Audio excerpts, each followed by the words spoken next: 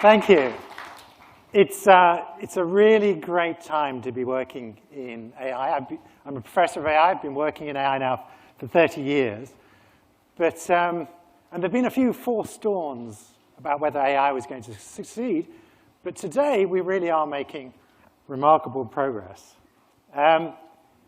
Many of you, I'm sure, in this room were watching the live stream avidly earlier this year in March when AlphaGo was playing Lee Sedol. And that was a milestone moment for AI. There are a number of Go professionals who said Go is such a uniquely human game that we would never succeed.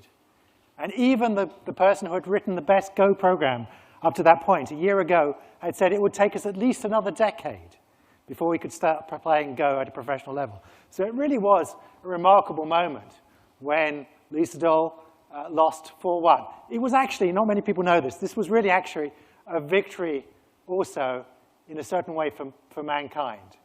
Because AlphaGo had played billions of games ago, more games ago than anyone could play in their lifetime. And by doing that, had got to the level of playing better probably than any human player. But Lee Sedol played 3 games of Go against AlphaGo, and he learned a new way to play that could beat AlphaGo. And so with all respect to the human brain, we've still got a way to go.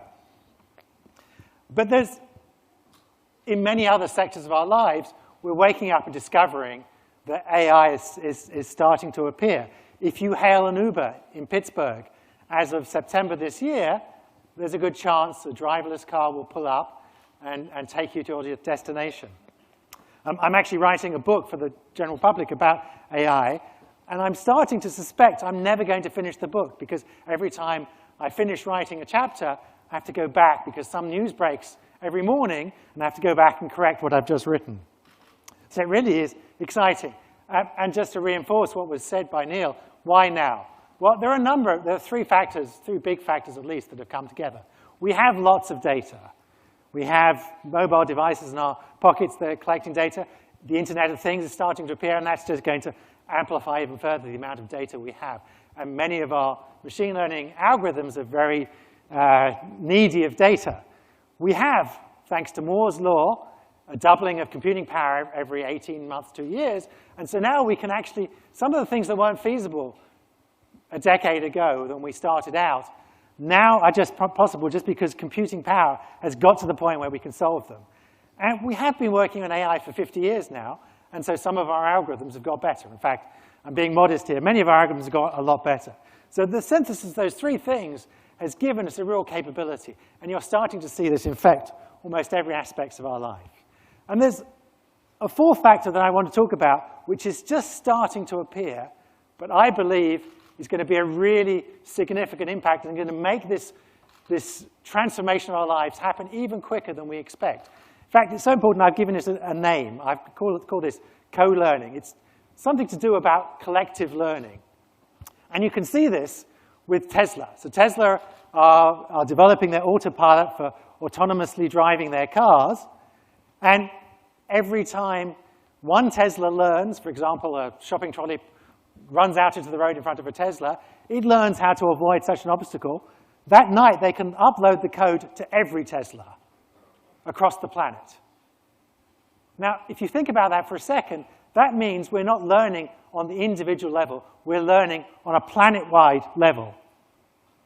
We're not really used to that idea that we get that leveraging of scale.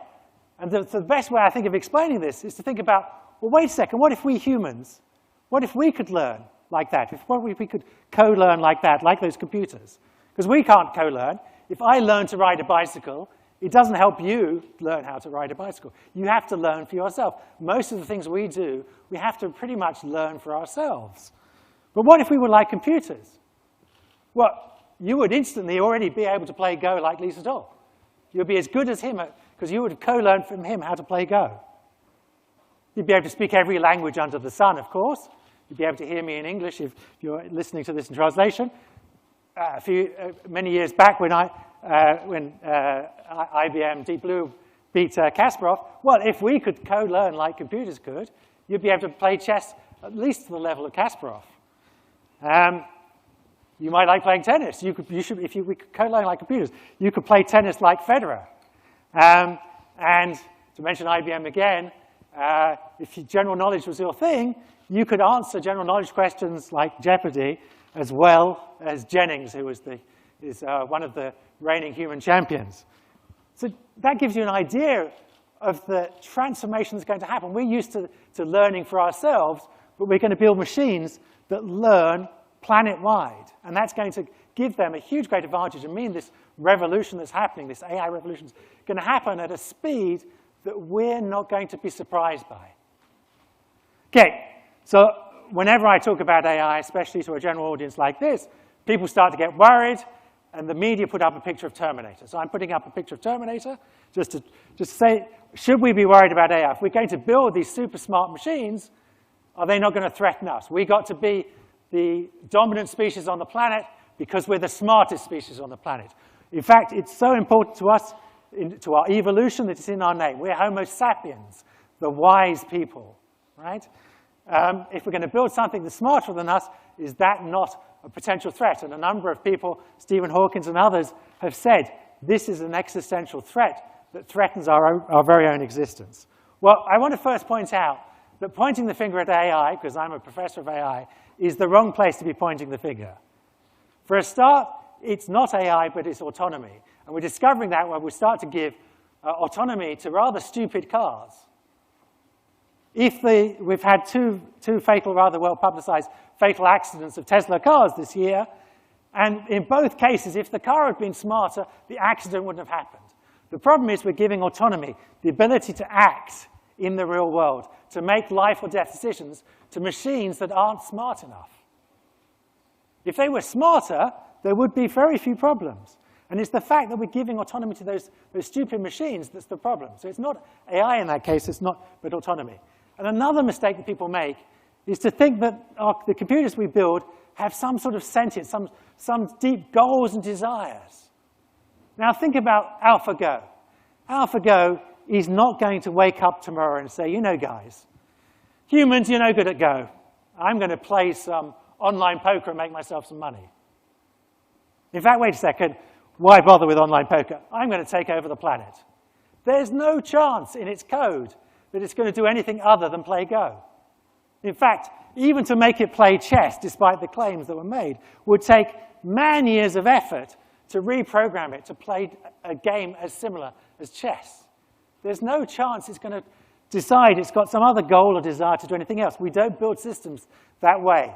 And it's going to be 50 years, 100 years, or at least before we're going to have to worry about building systems that might have sufficient autonomy, might have sufficient sentience, that we're going to have to worry about them doing things that we didn't intend them to do. So that's not a worry that's very near that we really have to worry about today. There are, however, some things we really do need to worry about today. And one of them I want to persuade you today is we should worry about jobs.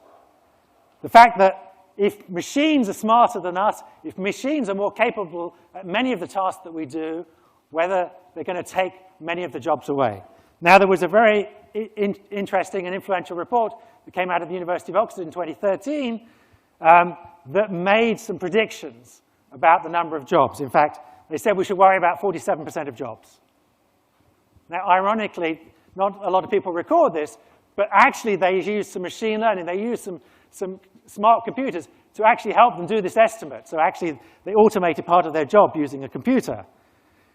Now, I don't believe this number. I don't believe you can predict the future with this sort of accuracy, single-digit accuracy, whether it's 47% of jobs or not. In fact, if you look more closely at their analysis, they predicted, for example, that there was a 96% chance that bicycle repairman was going to be automated in the next 20 years.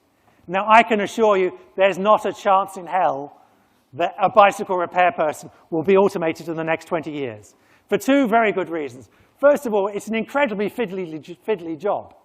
And there's no way we're going to have robots in 20 years' time that can do that sort of fiddly mechanics. And secondly, it's a really low-paid job, I'm afraid. And it's not going to be worth automating that person's job. So there's not a chance in hell that job will be automated. And that was one of the 47% that they calculated. So it's not going to be 47%. But it's clear already it's going to be a significant percentage of the current employment. Now, of course, all technology creates jobs as well as destroys jobs.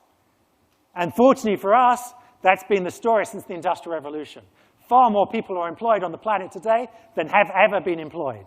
And the population's got bigger, and the rates of employment in industrialized society, for example, have actually gone down. But there's no fundamental law of economics that requires that to continue going forwards. And it's certainly clear, if you are a taxi or a truck driver, your job is seriously now at risk. Every Uber driver must have woken up when Uber announced that they were automating the taxis in Pittsburgh and realized for themselves, along with the other 3 million plus truck and taxi drivers in the United States, that their job was quickly being automated, and there were not, for reasons of economics and so on, going to be taxi drivers in the future. And so if you're one of those people, you really do have to think about what is your future going to be. So how do you survive? What's the plan? Well, if you are a CEO, today is the day to be making your AI plan. 10 years ago was the day to be making your mobile smartphone plan. 20 years ago was the day to be making your internet plan. Today is the day, if you're running a business, you have to be preparing for the fact that there are many aspects of that business that could and will be automated by your competitors. You need to wake up to that idea. You need, interestingly enough, to focus on people. Many of the nice examples that Neil gave of what IBM was doing was offering more personalized services, offering personalized advice in the financial sector, offering personalized advice in the medical domain, diagnosis and treatment. That's because these technologies are going to enable you to be much more personalized with your customers. So you're actually, ironically, going to think more about people. You also want to focus on people because there are a couple of things that computers are challenged by and will continue to be challenged by. One of them is that they lack emotional intelligence, and they're going to lack emotional intelligence for quite a while going forward. It's something that we barely understand, and it's something that we as humans are very good at, and therefore, what your humans are going to have to do, what are the important things for humans to do, are the things where the people jobs, the jobs where social skills are highly important. And then the other thing that computers are really challenged with still today and going forwards are the more creative things, the creative artisan-like things. And interestingly enough, so this is an interesting finish to my talk, which is, and you can already see this a little bit in some of the hipster culture, that one of the safest jobs in the future is going to be a job like being a carpenter.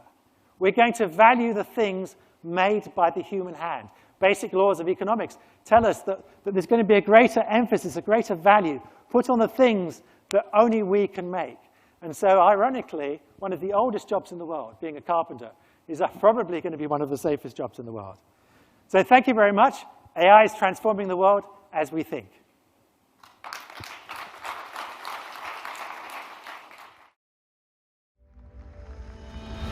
The World Knowledge Forum